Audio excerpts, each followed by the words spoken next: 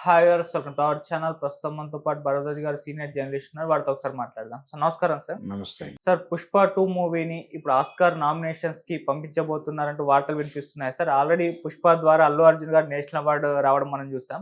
ఇప్పుడు 'పుష్ప 2'తో కూడా ఆస్కార్ కొట్టాలి అని అభిమానులైతే ఆశిస్తున్నారు. సో, ఆ విధంగా అంటే నామినేషన్స్ పంపించే విధంగా టీమ్ కూడా ప్రయత్నాలైతే చేసేస్తుంది. మరి 'పుష్ప 2' ఆస్కార్ నామినేషన్స్‌లో ఉంటే ఏ విధమైన ఫలితాలను పొందే అవకాశం ఉంది? మీరేం చెప్తారు సార్ దీనికి? అంటే 'పుష్ప 2' అనే కాదండి. దేనికైనా ఆస్కార్ ప్రయత్నం చేయొచ్చు అనేది ఓకే. ఒక రూట్ మ్యాప్ సెట్ అయ్యి ఉందక్కడ. హ్మ్. ఎవరైనా వెళ్ళి సీరియస్‌గా ఒక ఎఫర్ట్ చేస్తే ఆస్కార్ వచ్చే ఆస్కారం అయితే ఉంది అనేది ప్రూవ్ అయింది.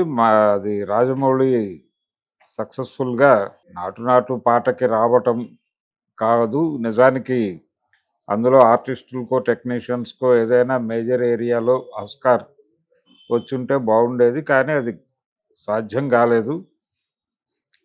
'నాటు నాటు' పాటకి ఆ మేరకు వాళ్ళు సాధించగలిగారు. అంటే ఒకటి దానికి చాలా లైజానింగ్ జరిగింది. లైజానింగ్ అంటే చాలా ఏరియాల నుంచి ఓటర్స్‌ని అట్రాక్ట్ చేయటం, అలాగే చాలామందికి స్క్రీనింగ్ చేయటం, వాళ్ళకి ఆహ్, సినిమా గురించి చెప్పటం, ఈ కేర్ అంతా తీసుకున్నారు అక్కడ. ఒక ఆఫీస్ లాంటిది పెట్టి, ఒక వ్యవస్థ పెట్టి, దాని మీద పూర్తి స్థాయిలో కేంద్రీకరించి రాజమౌళి గారి కుమారుడు వీళ్ళు అక్కడే కూర్చుని వర్కౌట్ చేస్తే అది సాధ్యమైంది. హ్మ్. సో, ప్రయత్నం చేస్తే ఏదైనా దక్కుతుంది అనేది నిరూపించారు వాళ్ళు. కాబట్టి ఇప్పుడు అదే రూట్ మ్యాప్‌లో ఎవరైనా వెళ్ళొచ్చు. వీళ్ళు సీరియస్‌గా ఎఫర్ట్ పెడితే అవుతుంది. ఓకే. ఇక్కడ కానిదేమీ లేదు ప్రయత్నం చేస్తే అనేది పట్టించుకోవాలి. హ్మ్. గతంలో ఎలా ఉండేదంటే కేవలం ఒక తరహా సినిమాలంటే ఇక్కడి నుంచి అఫీషియల్ నామినీలుగా కొన్ని సినిమాలు వెళ్ళేవి. దాన్ని పుష్ చేసే కార్యక్రమం ఏది ఉండేది కాదు. ఆర్గానిక్‌గా జరిగితే జరుగుతుంది, లేదంటే లేదు అనుకునేవాళ్ళు. అలా ఇక్కడి నుంచి నామినేట్ అయిన సినిమాలున్నాయి. హ్మ్. అయితే ఏ నామినేషను కూడా సీరియస్‌గా అక్కడ పుష్ చేయకపోవడంతో దేనికి ఆస్కార్ రాలేదు. ఓకే. సో, ఆస్కార్‌కి మనకి సంబంధం లేదు అని అనుకున్నారు. కమల్ హాసన్ చాలా ప్రయత్నాలు చేశాడు. హ్మ్. మణిరత్నం చేశాడు. ఏది వర్కౌట్‌లు అవ్వలేదు. అంతకు హ్మ్. ముందు కూడా ప్రయత్నాలు జరిగినాయి. శివాజీ గారి టైంలో కూడా ప్రయత్నాలు జరిగినాయి. వర్కౌట్ అవ్వలేదు. ఓకే. ఫైనల్‌గా అంటే దీనికి ఒక స్కీమ్‌లో వెళ్ళాలి. ఆ స్కీమ్ ఏమిటి? ఎలా వెళ్ళాలి? అనే దానికి సంబంధించి పూర్తి స్థాయిలో స్టడీ చేశారు. రాజమౌళి ఎందుకు స్టడీ చేశాడు? ఎందుకు వెళ్ళాడు? ఎందుకు ఆ రిస్క్ చేశాడు? అంతే అంటే వీళ్ళు గ్లోబల్ మార్కెట్‌లోకి ఎంటర్ కావాలనుకున్నారు. హ్మ్. మార్కెట్ వేటలో భాగంగానే ఆస్కార్ దగ్గరికెళ్లారు. ఓకే. గ్లోబల్ మార్కెట్‌కి వెళ్ళి, గ్లోబల్ మార్కెట్‌లో తమను తాము ప్రొజెక్ట్ చేసుకోవాలి. ప్రపంచానికి తెలియాలి తమ ముఖాలు. దీని ద్వారా గ్లోబల్ మార్కెట్‌కి పరిచయం అయితే, దాని తర్వాత చేయబోయేటువంటి సినిమా గ్లోబల్ మార్కెట్‌లో రిలీజ్ చేయటానికి ఒక స్కోప్ దొరుకుతుంది అనేది ప్రోగ్రామ్. ఓకే. నెక్స్ట్ పిక్చర్ కంటే ఇప్పుడు 'మహేష్ బాబుతో' చేయబోతున్న సినిమాకి ఒక ప్లాట్‌ఫార్మ్ క్రియేట్ చేయడం కోసం వాళ్ళు 'ట్రిపుల్ ఆర్'ని ఆస్కార్‌కి పుష్ చేసి, హ్మ్. అందరికీ స్క్రీనింగ్ వేసి చూపించి, ఈ సినిమా గురించి, వీళ్ళ గురించి ప్రొఫైల్స్ ఇవన్నీ ప్రతి ఒక్కరికి వినిపించి, ఈ కష్టమంతా పడ్డారు. ఆ ప్లాట్‌ఫార్మ్ క్రియేట్ అయింది కాబట్టి ఇప్పుడు వీళ్ళు సక్సెస్‌ఫుల్‌గా ఈ సినిమాని చేస్తున్నారు 'మహేష్ బాబుతో'. ఈ సినిమా ద్వారా ఆయన ఇంకొంచెం అంటే యాజ్ ఎ డైరెక్టర్‌గా అక్కడ డెబ్యూ చేస్తే, ఆ తర్వాత చేయబోయేది స్ట్రెయిట్‌గా హాలీవుడ్‌లో చేయాలనేది రాజమౌళి వ్యూహం. ఓకే. ఇదే రూట్ మ్యాప్‌లో ఇప్పుడు వీళ్ళు ట్రావెల్ మొదలుపెట్టినట్టుగా మనకు అర్థమవుతుంది. ఆస్కార్ ప్రయత్నాలు చేయొచ్చు కదా! మనం ఎందుకు చేయకుండా హ్మ్. వదిలిపెట్టాలి? ప్రయత్న లోపం ఉందని ఎందుకు అనిపించుకోవాలి? అనేది. నిజానికి ఆ రోజున వచ్చినటువంటి జాతీయ ఉత్తమ నటుడు పురస్కారం వెనకాల కూడా ఒక స్కీమింగ్ ఉంది అనేటువంటి మాట అయితే బయట నడిచింది. ఓకే. కొంతమంది వ్యక్తుల పేర్లు వినిపించినాయి. అయితే వాళ్ళు చాలా చిన్న స్థాయి అంటే జడ్జిలుగా ఉన్న వాళ్ళని వీళ్ళు మేనేజ్ చేశారు. హ్మ్. నేషనల్ అవార్డ్స్ జడ్జిలుగా ఉన్నటువంటి వాళ్ళలో ఇద్దరు ముగ్గురు ఇక్కడి నుంచి తెలుగు ఇండస్ట్రీ నుంచి వెళ్ళిన వాళ్ళు ఉన్నారు. ఆదిత్య ఉన్నాడు ఆయన. హ్మ్. విఎన్ ఆదిత్య ఉన్నాడు. తర్వాత బలభద్ర పాత్రుని రమణయ్య గారు ఉన్నారు రైటరు. వీళ్ళ ద్వారా ఏదో కొంత ఆర్గనైజ్ చేశారు అనే మాట వినిపించింది. ఓకే.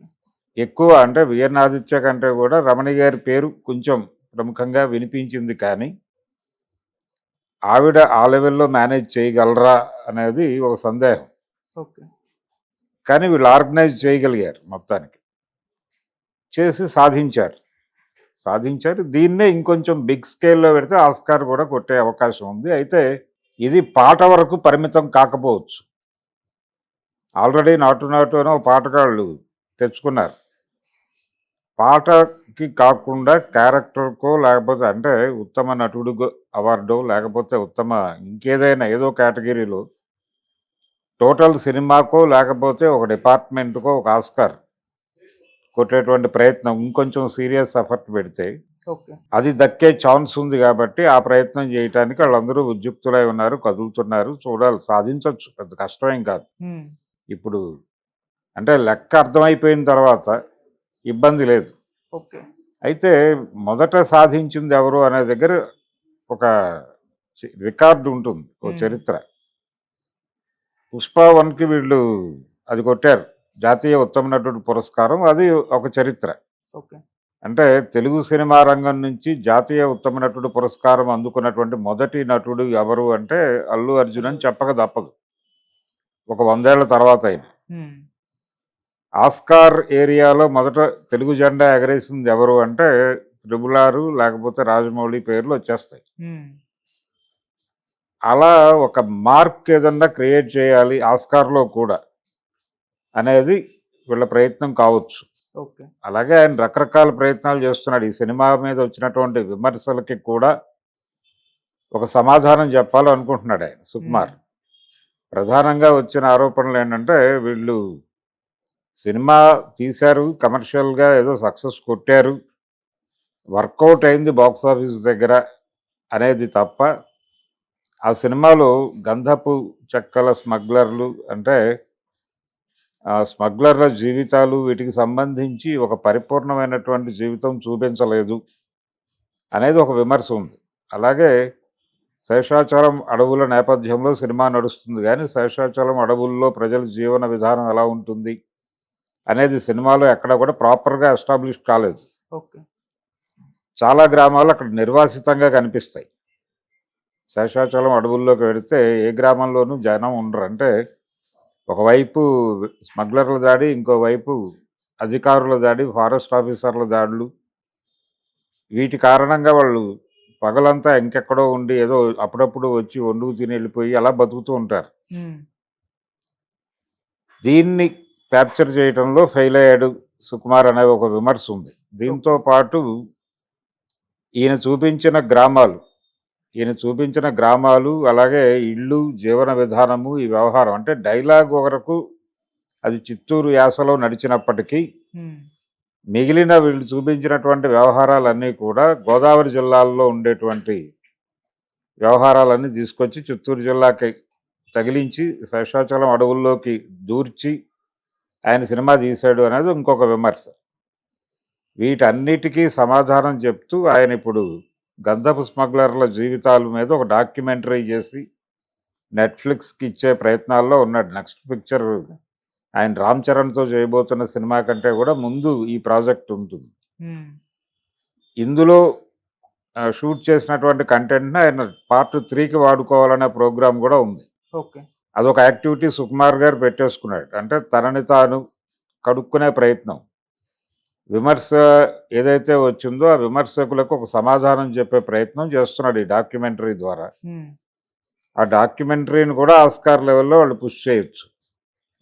ఇలా రకరకాల ప్రయత్నాలు. ఏదేమైనప్పటికీ ఆస్కార్ ద్వారా వీళ్ళు సాధించదలుచుకున్నది ఏంటంటే కొత్త మార్కెట్లోకి ఎక్స్పాన్షన్, గ్లోబల్ మార్కెట్లోకి ఎక్స్పాండ్ అయ్యి నెక్స్ట్ వెంచర్ అక్కడ చేయాలి అనేది ప్రోగ్రామ్. అది మేబీ రామ్ చరణ్ సినిమాకి ఆ ప్రయత్నం చేయొచ్చు సుకుమార్. ఎందుకంటే ఆల్రెడీ తనకి త్రిబుల్ ఆర్ ద్వారా ఒక గ్లోబల్ మార్కెట్లో ఒక ఐడెంటిఫికేషన్ వచ్చింది కాబట్టి తను పుష్ప ద్వారా ఏదైనా సాధిస్తే ఈ రెండింటిని మ్యాచ్ చేసి అక్కడ ఏదైనా చిన్న బ్లాస్ట్ క్రియేట్ చేయడానికి అవకాశం ఉంటుంది అనేది ఐడియా కావచ్చు. వీటన్నిటినీ దృష్టిలో పెట్టుకుని వాళ్ళు గట్టిగానే ప్రయత్నం చేసి ఒక పాట కంటే కూడా ఇంకేదైనా బెటర్ అవార్డు సాధించే కార్యక్రమంలో నిమగ్నమై సాధిస్తారని అనుకుందాం. అంటే దీనిలో అక్కడ ఏదో జడ్జిమెంటు గొడవల కంటే కూడా